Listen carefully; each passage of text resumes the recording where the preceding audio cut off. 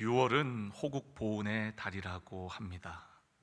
우리 선조들의 희생과 헌신이 있었기에 오늘의 자유 대한민국이 있습니다. 모든 것이 하나님의 은혜임을 기억하며 늘 감사하는 우리 성도 여러분들이 되시기를 간절히 원합니다. 더 밝은 내일의 대한민국을 위해 나라를 사랑하며 기도에 더욱 힘쓰는 사랑하는 모든 성도님들이 되기를 축원합니다. 오늘은 평신도 주일이기도 합니다. 평신도 주일은 매년 6월 첫 주에 지킵니다. 평신도 주일을 지키는 이유는 성도들의 주체적인 사역을 통해 건강한 교회 공동체를 세우기 위해 우리 감리교는 교단적으로 평신도 주일을 지키고 있습니다. 우리 교회도 평신도 사역의 활성화를 지향하고 있어요. 그래서 우리 장로님들과 함께 동역하며 우리 성도님들을 섬기고 있고요. 또 우리 하반기부터는 더 속장님과 인도자님 더욱 세워나가며 또 우리 성도님들을 더 많이 섬겨나가려고 합니다. 평신도가 하나님의 사역자로 서가도록 돕는 역할을 하는 것이 목회자입니다. 목회자를 돕는 구조가 아니라 목회자가 성도를 도와 세상에서 승리하는 평신도 사역자로 세워나가는 것이 건강한 교회 공동체인 거죠. 한 사람의 사역자를 교회 안에서 돕는 구조가 아니라 목회자가 여러분들을 도와서 여러분들이 하나님의 사역자로 세워지고 여러분들이 세상에 나아가 세상을 변화시키는 그런 모습이 건강한 교회의 모습이라는 거예요. 그래서 목회자는 성도를 섬기고 또 돕도록 부름받은 사람입니다. 때로는 성도님들 중에는 이제 위하는 마음으로 목회자를 돕는다, 제가 목사님 도와드릴게요, 뭐 그런 말씀들 하시는데 사실은 목회자가 성도를 도와야 맞는 말인 거죠. 그래서 우리가 그 말을 좋게 표현할 때 오늘 우리 장로님 기도를 잘 하셨는데요, 동역한다 그래요. 그래서 성도와 목회자가 함께 동역하고 또 담임 목사와 부교육자들이 함께 동역하여 하나님 나라를 함께 이루어 나가게 되어지는 겁니다. 우리가 하나님의 사역자로 세워지는 것은 그냥 되진 않아요. 우리가 군대로 부름을 받았을 때 행군하는 방법, 또 무기를 다루는 방법, 싸움에 필요한 여러 훈련들을 받고서야 나가서 싸울 수 있는 것처럼 우리가 예수 그리스도를 마음에 영접해서 하나님의 자녀가 되었다고 해서 하나님 나라의 사역자로 세워지는 것은 아닙니다. 그래서 여러분, 훈련이 필요해요. 말씀을 통해, 예배를 통해, 기도를 통해, 또 다양한 교회의 여러 프로그램과 시스템을 통해 우리가 하나님 나라의 사명자로 또 사역자로 그렇게 세워져 가는 겁니다. 우리 교회가 함께 동역하는 교회들이 있습니다. 우리 교회보다 어떻게 보면 규모적으로는 작은 교회입니다. 저는 절대로 그 교회들을 우리가 돕는다는 표현을 쓰지 않습니다. 물론 도울 일은 또 돕는다고 하지만 돕는 관계가 아니라 동역하는 관계라고 생각합니다. 그 교회와 또 그 선교지와 우리 반석교회가 함께 동역하여 하나님 나라를 확장해 나가는 것이지 우리가 그 교회를 도와서 뭘 하는 것은 아닙니다. 그래서 여러분들이 그런 개념을 잘 가지고 있어야 건강한 공동체를 세울 수 있어요. 여러분이 저를 돕는 것이 아니라 여러분들이 하나님의 사역자로 세움받는데 제가 여러분들을 잘 돕고 말씀으로 가르쳐서 또 여러분들은 그 말에 잘 순종하고 따라와줘서 우리 교회가 더욱더 믿음의 공동체로 또 선교적 공동체로 세워져서 세상을 섬기고 변화시키는 또 거룩한 영향력을 끼치는 우리 모두가 되기를 간절히 원합니다.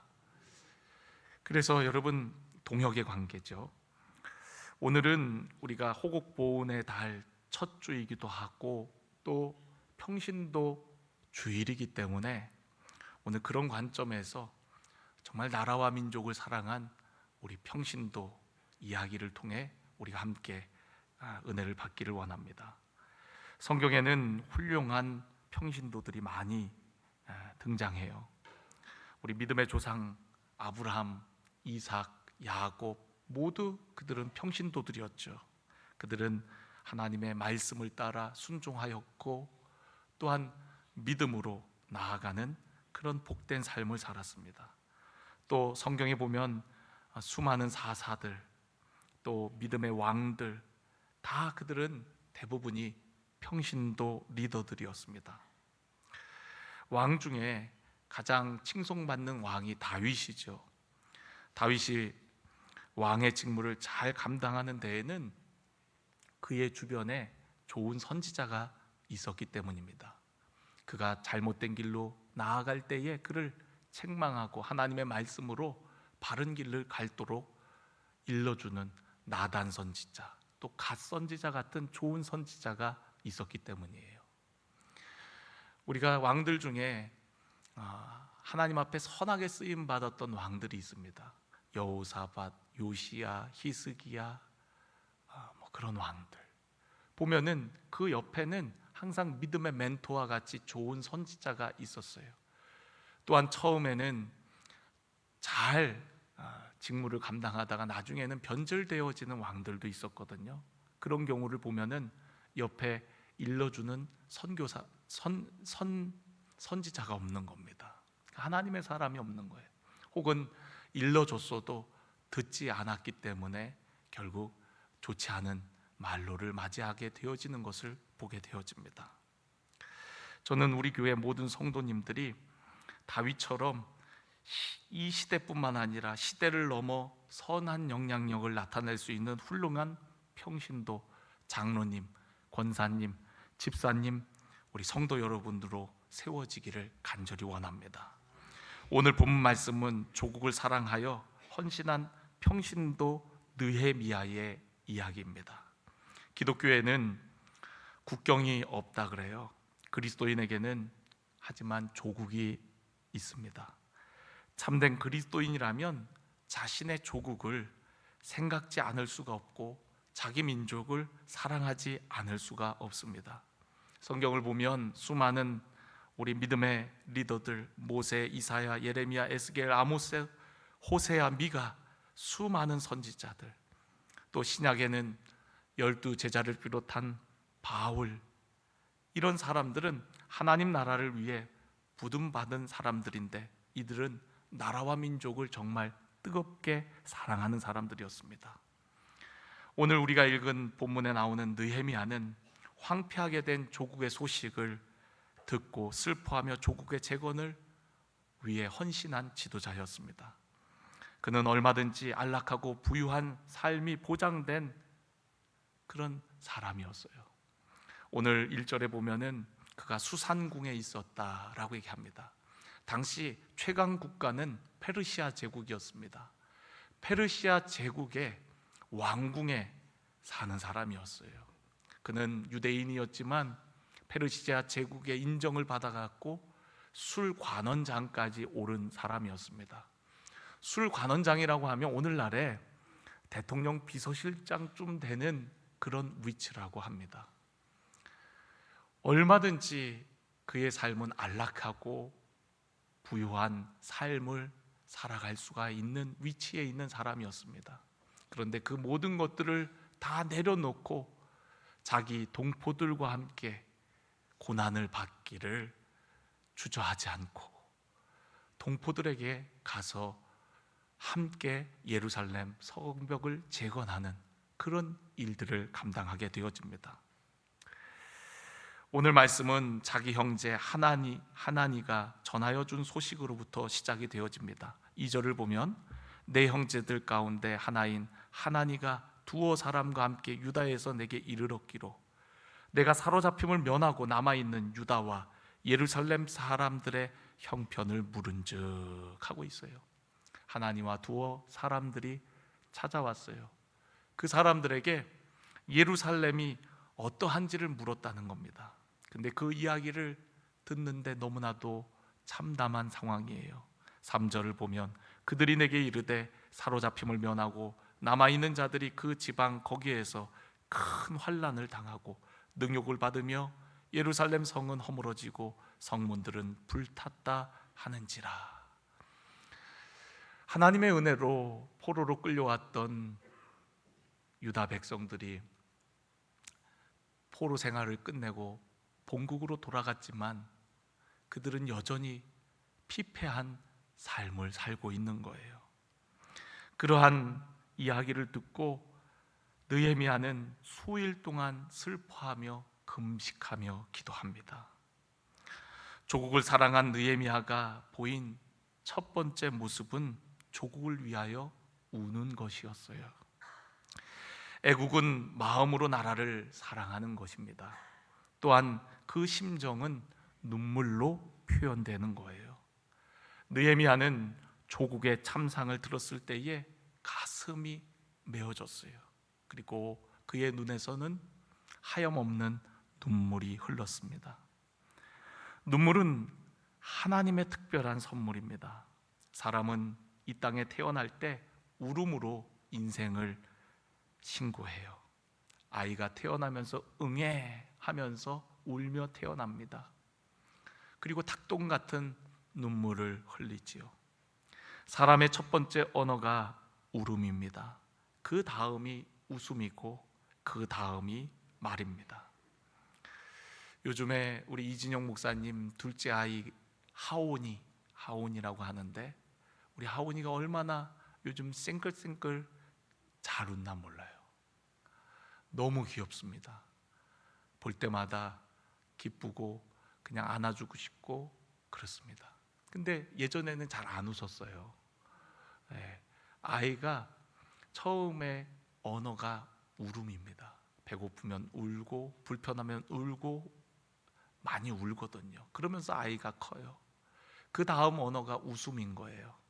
놀아주면 웃고 빵긋빵긋 웃으면서 아이가 우리에게 말을 하는 겁니다. 그 다음이 입으로 말하는 겁니다. 엄마, 아빠, 그런 말을 하기 시작해요. 마음과 감정을 표현하는 가장 오래된 방법이 바로 우는 것입니다. 눈물을 흘리는 거예요. 눈물은 하나님께서 주신 보석입니다. 눈물이 쏟아지는 곳에는 반드시 새 역사가 창조되게 되어집니다. 우리 한국 사회가 얼마나 어려웠습니까? 불과 몇십 년 전만 해도 한국 사회뿐만 아니라 한국 교회, 우리나라가 얼마나 어려웠습니까? 그런데 많은 성도들이 새벽에 교회에 나가 눈물로 부르짖어 기도하지 않았습니까? 저는 어렸을 때 이렇게 기도실이 지하에 있었는데 그 방석이 이렇게 천으로 된 방석이거든요.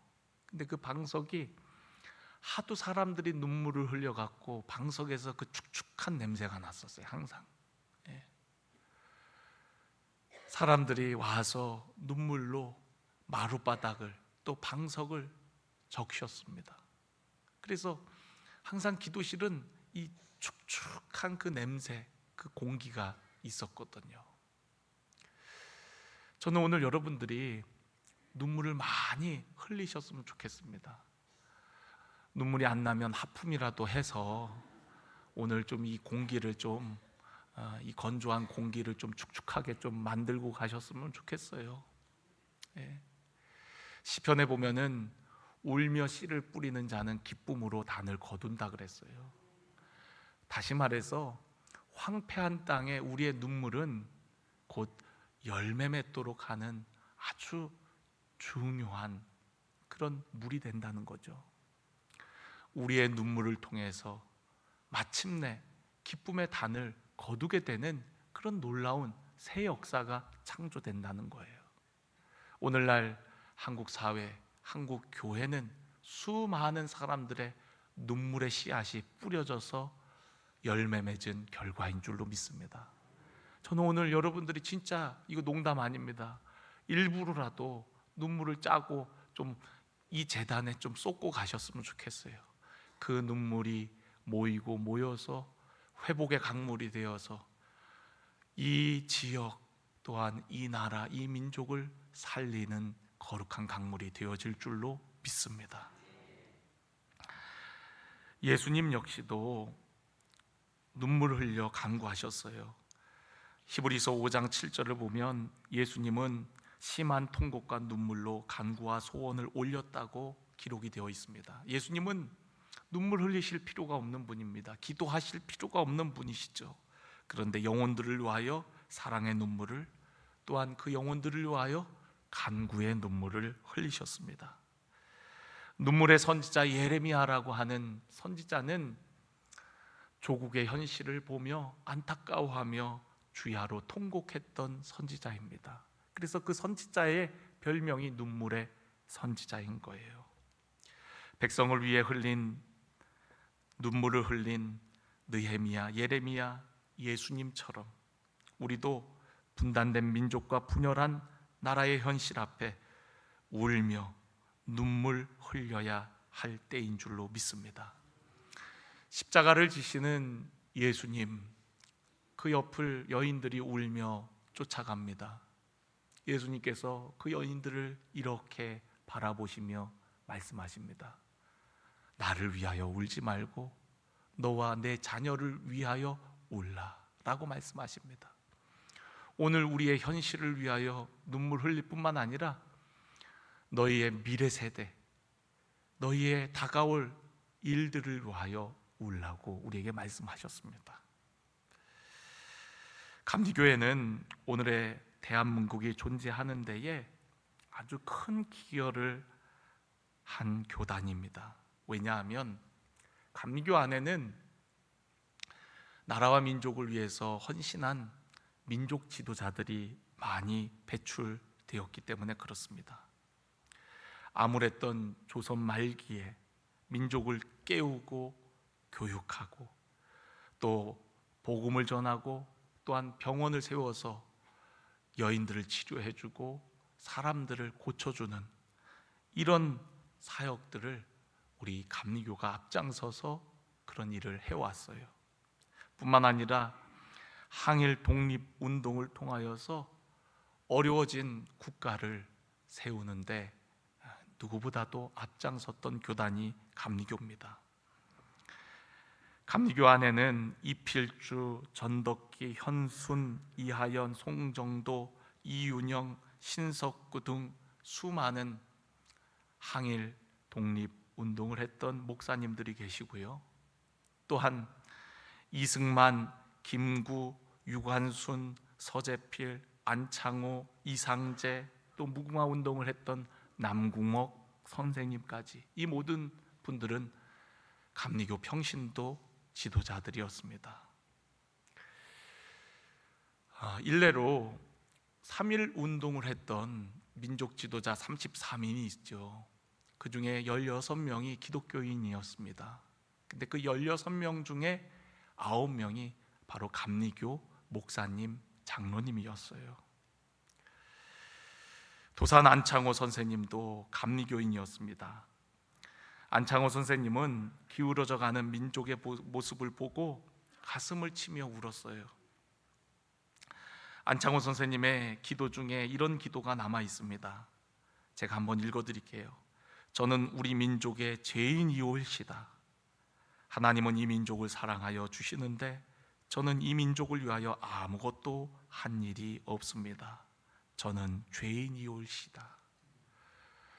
여러분, 느헤미야가 민족의 현실을 바라보며 자신이 자복하고 통회했던 것처럼 안창호 선생님 역시 자신이 바로 죄인이라고, 이러한 민족의 현실 앞에 내가 한 것이 아무것도 없다고 고백하며 자신이 죄인이라고 고백하며 참회했어요.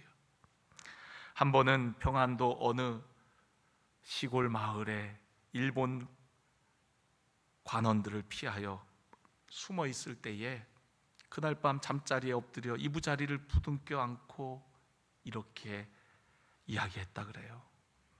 내 동포, 내 형제, 그리고 애국의 동지는 만국의 하늘 품고 이 밤도 이역만리 해역에서 노숙하며 떨고 있는데 나는 편안한 잠자리에 있구나 하면서 그 밤 밤새도록 눈물을 흘렸다고 그래요. 느헤미야도 마찬가지입니다. 느헤미야도 수상궁에서 얼마든지 안락하고 편안한 삶을 살 수 있건만 동포들의 이야기를 듣고서는 그는 잠을 이루지를 못합니다. 밤낮으로 울며 하나님 앞에 금식하며 기도하는 거예요. 여러분들은 무엇을 위해 눈물을 흘리시나요? 여러분, 눈물이라고 해서 다 같은 눈물은 아닌 것 같아요. 우리가 자매의 눈물이 있고요, 또 이웃의 고통을 슬퍼하며 흘리는 눈물이 있을 테고요, 그리고 나라와 민족을 위해 흘리는 눈물이 있을 겁니다. 어떤 사람은 눈물을 흘리긴 흘리는데 자기의 외로움, 서러움을 위해서 흘리는 사람들이 있어요. 근데 저는 여러분들이 나의 외로움과 서러움, 자신의 신세 때문에 눈물 흘리는 자들이 아니라 느헤미야처럼 자기 자신이 아닌 민족을 위해, 조국을 위해, 다른 사람을 위해 흘리는 눈물의 사람이 되어지기를 간절히 원합니다.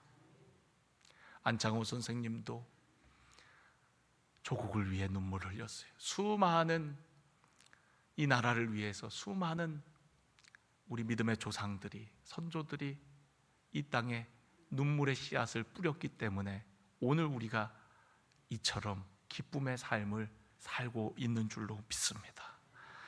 여러분들이 기쁨으로, 아니 울며 씨를 뿌림으로 우리의 미래 세대가 기쁨의 단을 거두는, 기쁨의 대한민국을 살게 되어지는 놀라운 역사가 있게 되어지기를 간절히 축원합니다. 나라와 민족을 위한 눈물도 중요하지만 우리 그리스도인들은 나라를 위한 기도로 나아가야 되는 줄로 믿습니다. 느헤미야도 그냥 울기만 했던 것이 아니라 금식하며 기도했어요. 우리들도 나라를 위해 금식하며 깨어 기도하기를 간절히 원합니다. 6월은 6.25 전쟁이 있는 달이기도 하죠. 1950년 6월 25일 한국 전쟁이 발발하게 됩니다. 불과 3, 4일 만에 서울이 함락되고, 그리고 그 기세를 몰아서 밑으로 전진해 내려오게 되죠. 한 3개월 만에 우리 한반도 땅 거의 대부분을 점령하고 붉게 물들였습니다. 이제 낙동강 전선만이 이제 유일한 방어 전선으로 남아있는 상황이었어요. 국군과 인민군이 낙동강 전선을 놓고 치열한 공방전을 펼쳐갑니다. 부산이 함락되는 것은 이제 시간 문제예요. 부산 함락되면 전쟁은 다 끝나는 겁니다. 그런데 그런 위기 가운데 피난 온 수많은 성도들, 그리고 정부의 강요들이 한자리에 모였습니다. 그곳이 어디냐면 바로 부산 초량교회입니다. 그곳에 성도들이 모여서 함께 부르짖어 기도합니다. 하나님, 이 나라를 도우소서, 이 나라를 불쌍히 여기소서. 구국 기도회가 시작이 되었어요. 계속 나라를 위해서 기도합니다. 그런데 여러분, 하나님께서 그 기도를 들으시고 이 땅을 긍휼히 여기셔서 도움의 손길을 보내어 주셨습니다. 그게 바로 유엔군이에요. 2차 세계대전이 끝나고 나서 유엔군이 창설된 지 얼마 되지 않았을 때입니다. 유엔군이 파견된 최초의 사례가 바로 한국 전쟁입니다. 당시 우리나라의 상황은 미국의 직접적인 도움을 받을 수 없는 상황이었어요. 윌슨의 민족 자결주의로 인해서 우리나라의 문제는 우리나라가 알아서 해결해야 되는 상황이었습니다. 미국이 방어선을, 우리 한반도를 제외시키고 그었기 때문에 직접적으로 미국이 도울 수 없는 상황이었어요. 그런데 그때 얼마 전에 만들어진 유엔을 통하여서 안전보장이사회가 모이게 되는데, 그 안전보장이사회의 중요한 회원국인 소련이 만약 유엔군을 보내는 것을 반대한다면 한국을 영영 도울 수 없을 텐데, 하나님께서 우리의 기도를 들으셔서 감사하게도 소련 그 안전보장이사회 대표가 자동차 펑크가 나서 늦게 되어집니다. 그리고서 가결이 되고, 그리고 유엔 16개국으로 구성된 유엔군이 파견이 되게 된 거예요. 인천 상륙작전이 쉬운 작전이 아니었다죠. 하나님의 도우심으로 인천 상륙작전을 성공하고, 그리고 보급로를 차단하고, 그리고 이제 전쟁의 반전을 가져오게 되어집니다. 이 모든 과정들이 하나님의 도우심이 아니고는 설명될 수 없는 이야기라는 거예요. 하나님께서 이 나라와 이 민족을 사랑하셔서 우리의 기도를 들으신 줄로 믿습니다. 6.25 전쟁을 통해서 수많은 사람들이 죽임을 당했습니다. 수백만의 사람들이 죽었고요, 수많은 군인들이 죽었습니다. 미국에 가면 워싱턴에 한국전쟁 기념 공원이 있습니다. 저도 그 공원을 갔을 때 참 많이 울었어요. 왜냐하면 그 공원에 가면은 이렇게 쭉 비석이 이렇게 길게 되어 있는 비석이 있는데, 거기에 보면은 수많은 사람들의 이름이 빼곡하게 적혀 있습니다. 한국 사람도 있고 외국 사람도 있고 다양한 사람들의 이름이 적혀 있어요. 그 이름들은 한국 전쟁 때 희생한 군인들의 이름들이에요. 이름이 엄청나게 많은데 그걸 다 빼곡하게 거기에 기록해 나왔더라고요. 그리고 큰 비석에는 이렇게 쓰여져 있습니다. Freedom is not free. 자유는 그냥 주어지는 것이 아니다 라는 말입니다.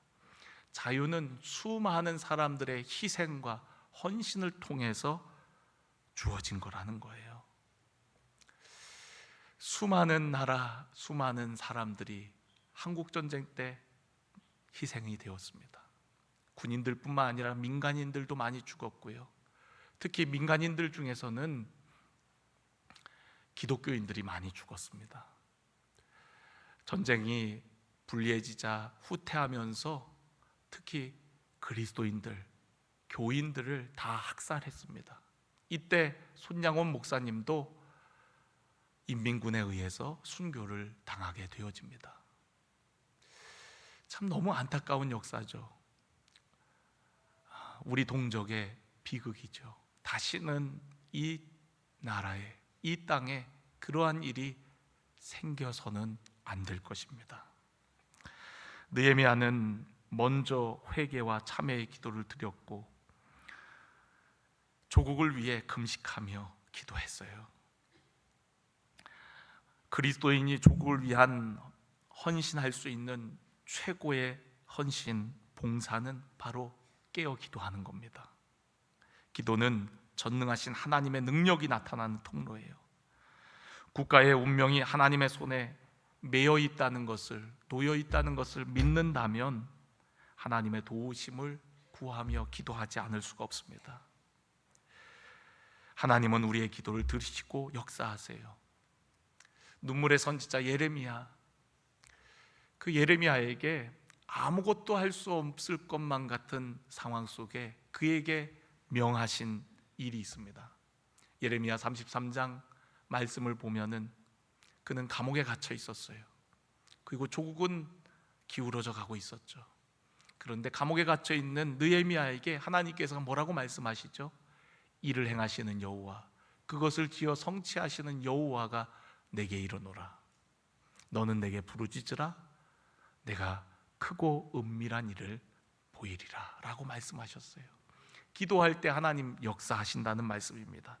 일을 행하고 그것을 지어 성취하시는 하나님 앞에 기도하면 우리가 아무것도 할 수 없는 현실 속에서도 하나님이 일하시고 하나님이 이루신다는 것을 우리에게 말씀하시는 거죠. 살아계신 하나님에게는 불가능이 없습니다. 하나님은 전능하십니다. 우리의 기도가 역사를 바꾸는 거예요. 전쟁을 멈추게도 하고 위기 가운데 있는 나라를 건져주시기도 합니다. 그렇기 때문에 사무엘은 나라를 위해, 백성을 위해 기도를 하는 것을 쉬는 죄를 범하지 아니하겠노라고 선언합니다. 스코틀랜드의 존 낙스라는 믿음의 사람은 그렇게 기도했다죠. 오 하나님, 나에게 스코틀랜드를 주시옵소서. 그렇지 아니하면 이 생명을 거두어 가옵소서. 막강한 영국의 메리 여왕은 1만 군대보다 존 낙스의 그 기도가 1만 군대보다도 더 무섭다고 고백을 했어요. 저는 오늘 여러분들이 기도의 사람이 되기를 간절히 원합니다. 우리 믿음의 선조 중에 가나안 농군학교를 설립한 김용기 장로님이라고 계십니다. 김용기 장로님은 1905년에 태어나셔서 항일 운동을 하다가 많은 고초와 어려움을 당하신 분이에요. 그런데 그분은 일본을 욕하거나 탓하지 않았습니다. 또 전쟁 속에서도 죽을 고비를 많이 넘겼지만 그러한 북한을 미워하지 않았어요. 오히려 그들을 축복하며 기도했습니다. 가나안 농군학교라는 조그만한 사회 운동 기관을 만들고 그는 매일매일 하나님 앞에 기도합니다. 새벽 4시부터 6시 2시간, 오후 4시부터 6시 2시간, 하루에 4시간씩 나라와 민족을 위해 깨어 기도했어요. 한국 교회를 위해 기도했어요.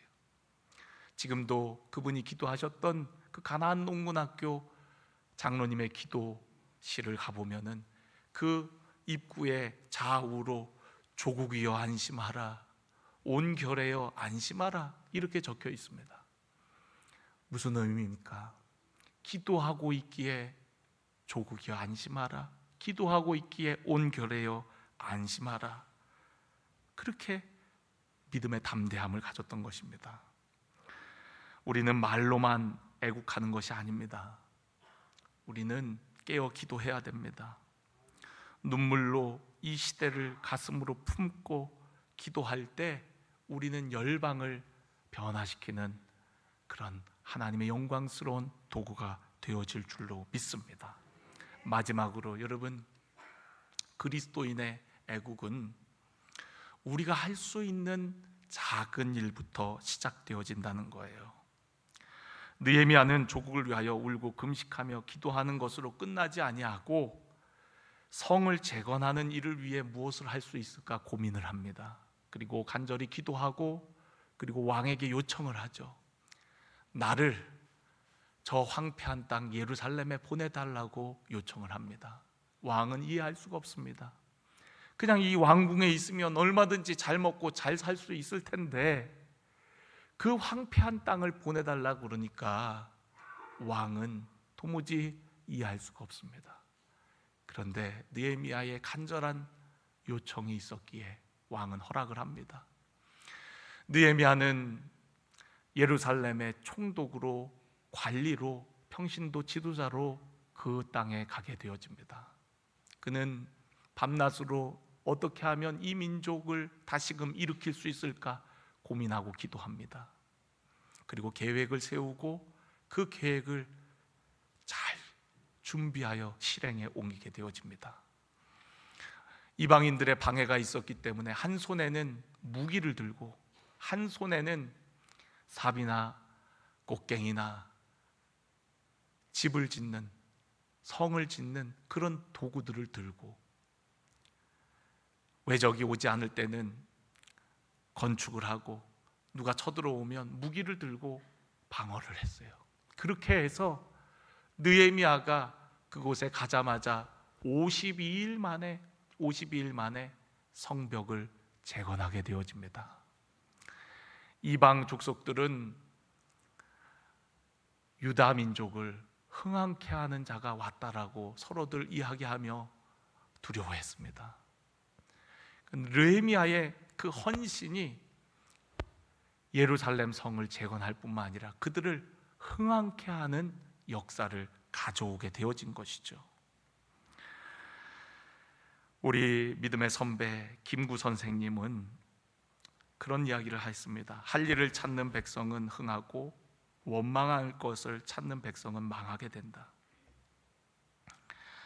그는 감옥에 갇혔을 때 그가 했던 일은 뜰을 쓸고 유리창을 닦는 일을 했다 그래요.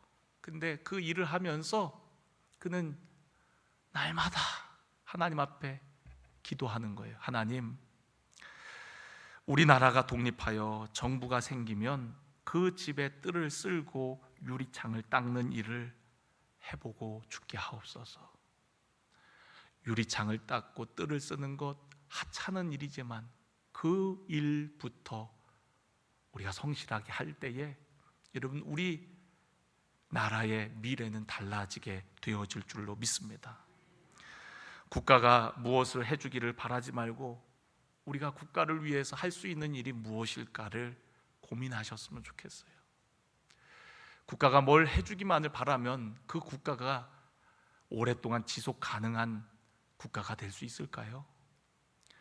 누군가의 헌신과 희생이 있었기 때문에 오늘의 대한민국가 든든히 서갈 수 있는 거 아니겠습니까? 한 번은 TV를 보는데 우리나라 이민 역사에 대한 다큐멘터리가 나오더라고요. 전 그걸 보면서 참 많이 울었어요. KBS에서 그런 다큐멘터리를 만들어 갖고 보여주는데 너무너무 감동받고 울었습니다. 왜냐하면 거기에 보면은 우리나라 그 이민사가 처음 시작된 게 1903년부터 시작되었거든요. 1902년 12월에 인천 제물포항에서 미국 하와이로 101명의 사람들이 이민을 가게 됩니다. 하와이에 있는 사탕수수 농장과 계약을 맺어갖고 우리나라에서 노동자들이, 근데 그 노동자들은 대부분 교인이었어요. 왜냐하면 이 일을 주선한 사람이 선교사였기 때문에 그렇습니다. 그래서 101명의 교인들, 우리나라 사람들이 최초의 공식적으로 이민을 간 게 바로 1903년 하와이에 우리 동포들이 간 거예요. 그거를 계기로 해서 1905년까지 여러 차례에 걸쳐서 많은 사람들이 이민을 가게 됩니다. 한 7,000명 넘는 사람들이 이민을 갔다 그래요. 그런데 여러분 우리나라가 1910년에, 요즘에는 뭐라고 역사 시간에 하는지 모르겠는데 저 배울 때는 한일 합방이라고 그랬는데 요즘에는 다른 용어를 쓰는 것 같아요. 우리나라와 일본이 하나가 돼버려요. 우리나라의 주권이 사라지고 일본의 지배를 받게 되어집니다. 이 소식을 들은 이민간 우리 동포들이 그 소식을 듣고 우리가 할 수 있는 뭐라도 하자고 그들이 의견을 모으게 됩니다. 그들은 대부분 교인이었기 때문에 하와이에 가갖고 그곳에 교회를 세웠습니다. 그게 하와이 그리스도 연합 감리교회예요. 그게 우리 한인교회 최초의 교회입니다. 세계 최초의 교회예요. 성도들은 사탕수수 농장에서 대부분 일을 했는데 사탕수수 농장에서 일을 하면 피부가 벗겨진대요. 그런데 얼마나 한국 사람들이 일을 잘하고 열심히 하는지요. 왜냐하면 우리 동포들은, 이민 간 그분들은 그렇게 일해야 되는 분명한 이유가 있었습니다. 왜냐하면 자기들 잘 먹고 잘 살려고가 아니라 나라의 고국의 이야기 앞에 그들은 절망했거든요. 나라가 없어진 거예요. 그러니까 나라를 살리기 위해서 그들은 열심히 일을 했고 교회에 가서 11조를 드리고 나라를 위한 헌금을 드려갖고 그 돈이 모여서 임시정부를 설립하는 데 쓰여지게 되고, 항일 독립운동을 하는 자들에게 그 자금이 흘러가고 꾸준하게 그런 독립운동들을 펼쳐나갈 수 있게 되어진 거예요. 여러분, 놀랍지 않습니까? 그들이 거의 팔려가다시피 이민을 간 자들인데, 자기들 먹고 살기도 바쁜데 자기들 최소한의 생계를 내비두고 다 고국으로 돈을 보내는 거예요. 그래서 나라가 다시금 회복될 수 있도록 그 일을 위해서 그렇게 했었단 말이죠. 그러니까 오늘 이 나라가 있는 거예요. 여러분, 오늘 여러분들은 무엇을 위해 눈물을 흘리십니까? 무엇을 간구하고 계십니까? 저는 오늘 여러분들이 나라와 민족을 위해 진정으로 단 몇 번만이라도 눈물 뿌려 기도하는 우리 성도 여러분들이 되셨으면 좋겠어요. 지금 우리나라는 대통령 선거 중에 있습니다. 내일 모레 이제 새로운 대통령이 선출이 될 것입니다. 중요한 순간입니다. 여러분, 각 후보들의 말과 삶을 잘 살펴보고 잘 분별해서 꼭 선거를 해야 됩니다. 오늘날 정치에 가장 중요한 우리 일반 백성들이 할 수 있는 최고의 정치 행위는 선거입니다. 그런데 어떤 어리석은 사람들은 선거 안 하고 놀러 가거나 뭐 찍을 사람이 없다는 둥 그런 헛소리를 하는 사람들이 있습니다. 얼마나 교만한 말입니까? 찍을 사람이 없어도 찍어야죠. 선거해야죠. 국민의 주권의 최고의 행사인데 그걸 안 하고 뭐 알아서 되겠지. 한 번은 저도 이제 어떤 일로 선거를 하는데 그 중에 한 분이 무효표를 던졌어요. 그래갖고 뭐 누가 던진지 모르는데 나중에 자기가 얘기를 하더라고요. 무효표를 던졌대, 자기가. 그 왜 무효표를 던졌어요? 그랬더니 하는 얘기가 뭐 하나님 뜻하신 바가 있겠지. 내가 뭘 안 해도 다 뭐 하나님 뜻대로 될 테니까 그래서 어떻게 되는가 궁금해갖고 자기는 무효표 던졌대. 이렇게 무책임하고 이렇게 어리석은 그리스도인들이 있다는 거에 참 통탄할 노릇이에요. 여러분, 우리가 할 수 있는 일이 작아 보여도 한 표가 아무것도 아니어도 그것이 모여갖고 역사를 바꾸는 겁니다. 저는 오늘 여러분들이 정말 거룩하고 또 신중한 마음으로 나라를 위해 기도할 뿐만 아니라 여러분이 할 수 있는 그 한 표, 여러분이 오늘 일상에서 할 수 있는 여러분의 자리에서 할 수 있는 그 일들을 해나가길 바라요. 교사는 가르치는 일로, 직장인은 직장에서 열심히 성실하게 일함을 통하여서, 또 학생들은 열심히 공부하고 미래를 준비하고 배워서 우리나라를 바꿔나가는 거거든요. 내가 이런다고 세상이 달라지나? 그런 사람은 평생 그렇게 환경적인 것을 탁 타고 살 겁니다. 그러나 작은 우리라 할지라도 미랄이 되어서 우리 한 사람 한 사람이 이 땅을 위해 헌신하고 애쓸 때 우리를 통하여서 우리들의 기도와 우리의 눈물과 우리의 그 작은 일들을 통하여서 더 나은 대한민국, 더 나은 우리나라가 되어질 줄로 믿습니다.